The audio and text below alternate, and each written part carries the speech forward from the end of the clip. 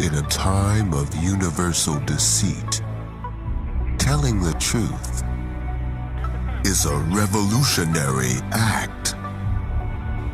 Despite the advanced technologies of multi-layered, computer-generated images, NASA is still unable to remove bubbles in space. Bubbles in space. This summer, get ready for the revelation so unbelievable that only the most observant, perceptive, unbiased will figure it out. Bubbles, bubbles, bubbles in space.